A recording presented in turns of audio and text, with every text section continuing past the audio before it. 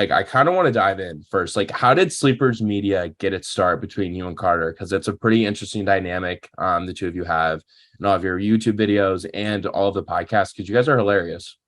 Well, thank you. First of all, I appreciate the kind words. Carter and I have been friends for almost a decade now at this point, and he's hilarious. I've always known that. I've always been obsessed with college basketball, specifically Big Ten basketball. And we did kind of just a part-time podcast for a couple years. Nobody was listening to it, and it was purely for fun.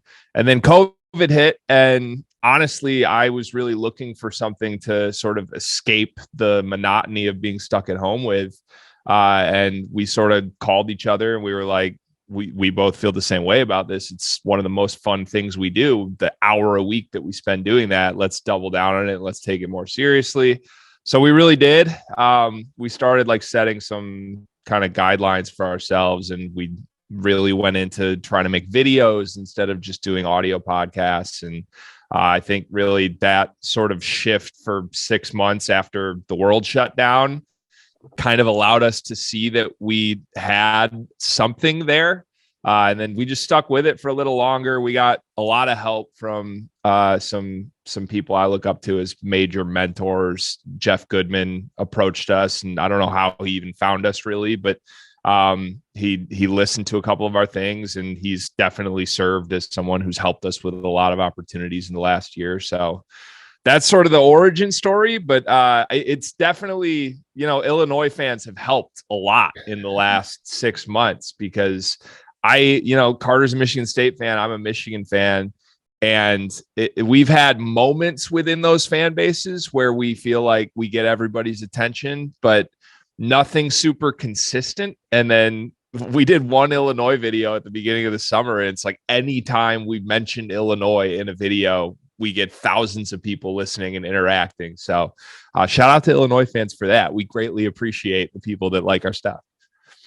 Yeah. So I think that like, if you didn't know who you were in your background, there's times like you might think you yourself like are an Illinois fan and like that's your roots, like you've bet like you went to Illinois or something. So like maybe for those that don't know, can you tell us about like your Big Ten kind of basketball fandom and where it all started? Yeah, it's complicated. I'm not shying from that at all. I like to tell people I'm messed up in the head, but I was raised a Michigan fan who grew up in East Lansing, which is where Michigan State is located. My dad went to school. Yeah, my dad went to Michigan, and I'm a sports fanatic, obviously. So like Michigan football Saturdays were everything to me. When I was younger, like I quickly gravitated towards basketball. My parents didn't care about basketball at all, but as I fell in love with the sport, it was like Michigan basketball was my religion. How old, like what era was this? Because like to me, the Trey Burke, like Michigan teams, like you're a little bit older than me, so like maybe you weren't like growing up then, like you were a little bit older, but like to me, like those teams are the most fun Big Ten basketball teams we've had in the last like handful of years, 15 years. So I that team to me will always be my favorite team, I think, for the rest of my life. But I actually like when I first started really paying attention to basketball was the end of the Tommy Amaker era. And when Beeline got hired, I mean, they were horrible. All I had known as a Michigan fan was like, this team is horrible. The program stinks. I didn't think they were capable of doing anything special. And then Beeline, his first couple of teams were okay. They had Manny Harris and Zach Novak and Stu Douglas, and they were kind of these underdog fight you and maybe sneak into the tournament days. But like I remember the first time Michigan made the tournament, it was like a holiday. I skipped school. I made my mom watch it with me. And then, that one recruiting class where they had all the big names that ended up being Stauskas and Levert and Robinson and McGarry. Like, I was following the sport enough by that point to know that something special was building, but I still didn't believe it was possible. So I was telling everyone in my life, like, hey, Michigan's going to actually matter for like a year here. And then, they made the title run. They had a great season. And then it kind of turned into like 5 or 6 years of Beeline was doing that a lot. So it coincided with me in my high school to college era doing that. So it was good timing. I like to think I put in the work to like be rewarded by that. Like I was a Michigan basketball fan through the ugly days before that, but it is complicated because I ended up going to Michigan State for college.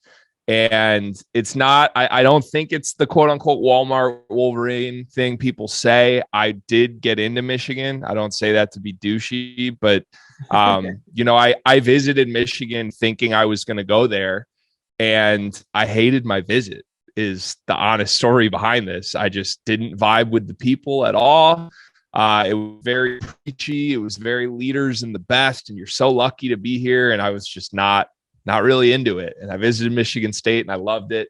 So no regrets there. I met my wife there. It was the best 4 years. I was an Izzone member.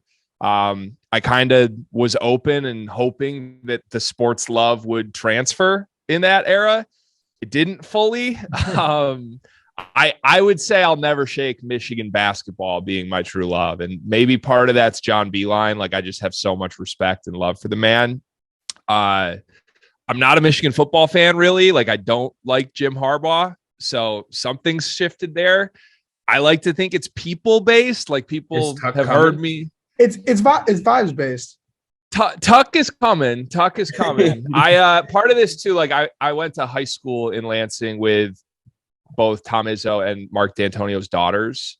So I was pretty close with D'Antonio's oldest daughter, and I've gotten to know him, and he's a great person. So like, I was never going to root for Michigan over them in those years. But yeah, I like to think there's like a personal thing tied to this. Like, I don't really think Tom Izzo's a great guy, so it's not that hard to root against Michigan State basketball. And then flip it to football. Like, I think Jim Harbaugh is an asshole, so it's easy to root against him. I agree with that, considering my interactions with him at Big Ten Media Days the last 2 years. I'm like, dude, you are so high on your horse. Like, get off your horse. Like, it took you like 6 years to beat Ohio State. And you did like kick their ass last year, but like, you got kind of lucky. Like, let's call a spade a spade. Like, you got kind of lucky. The weather was in your favor. It was at home. Like, you're going to get pounded this year.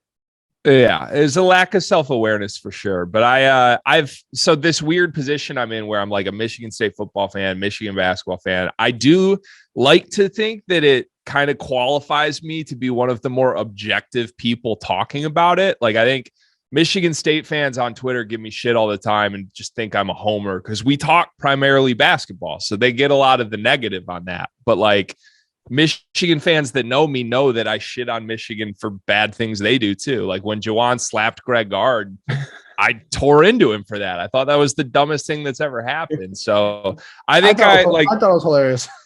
I mean, it's very funny, right? It's an all-time moment, but yeah, I'm just like, come on, dude. We have like titles we're supposed to be chasing. Stop slapping Greg Gard.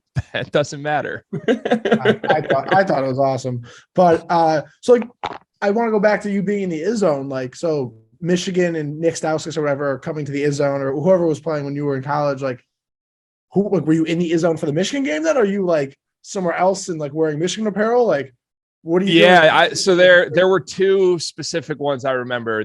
My freshman year, this would have been, I think this was the year before they made the really good runs. This was the year they lost to Ohio. DJ Cooper torched them, and it was Stu Douglas, Zach Novak's senior year.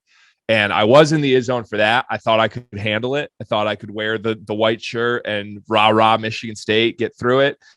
Couldn't happen. Like, by the first media timeout, I'm like just actively rooting for Michigan, and people are giving me weird looks. So in future, I stayed away from the rivalry games. I went to almost every other game, but yeah, you could find me holed up in my apartment in my upperclassmen years watching it myself.